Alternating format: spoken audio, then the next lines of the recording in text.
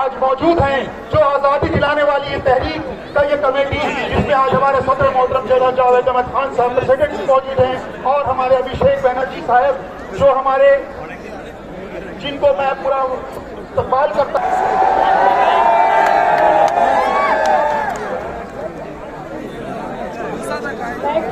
Committee کا جاوید صاحب سب کو شکریہ ادا کرنا چاہوں گی کہ قاری صاحب جو ریڈ روڈ میں نماز پڑھاتے ہیں،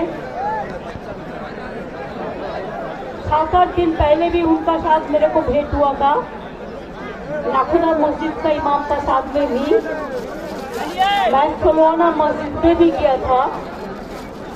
میں آپ لوگوں کو اتنا دھوپ میں بھی اتنا تکلیف ہوا ہے، آپ لوگوں کو عیدوں پہ اتنا گرمی اتنا دھوپ، اس کا ناطے بھی آپ لوگوں نے ہمت دکھایا کہ اگر آپ کمٹ کرتے ہیں تو آپ کا کمٹمنٹ 100% ہوتا ہے اللہ تعالیٰ کے لیے۔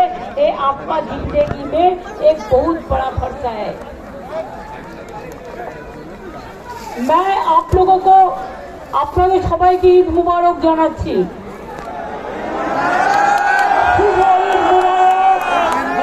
To all of you, आप लोगों को शुभ ईद मुबारक।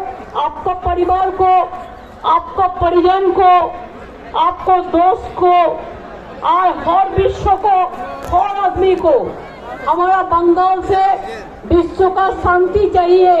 हम दंगा नहीं चाहते हैं, हम शांति चाहते हैं। हम लोग भाग नहीं चाहते हैं, हम देश को टुकड़ा करने नहीं चाहते हैं। जो लोग देश को टुकड़ा करने चाहते हैं, आज ईद का दिन हम वादा करते हैं, हम जिंदगी भी देने के लिए तैयार है, लेकिन देश को टुकड़ा करने के लिए हम तैयार नहीं है।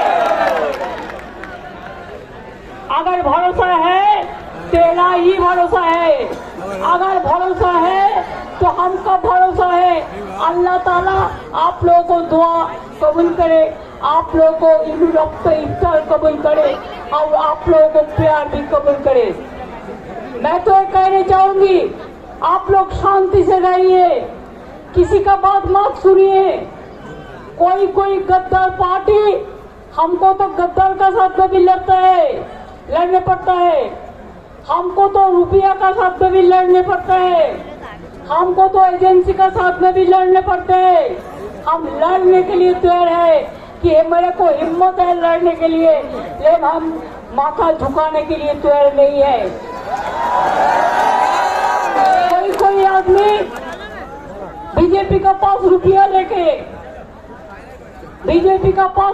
लेके और वो कहते हैं कि मुस्लिम को वोट तोड़ देंगे। हम बोला तुम्हारा इतना हिम्मत नहीं है कि तुम बीजेपी को लिए तुम मुस्लिम का वोट तोड़ देंगे।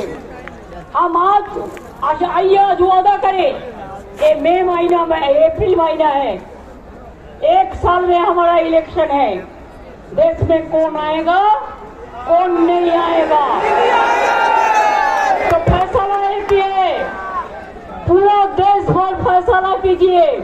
और जितना भी आपको आदमी बाहर में काम करता है, और 24 का चुनाव में सबको आना चाहिए, सबको वोट देना चाहिए, सबको अपना गवर्नमेंट बनाना चाहिए।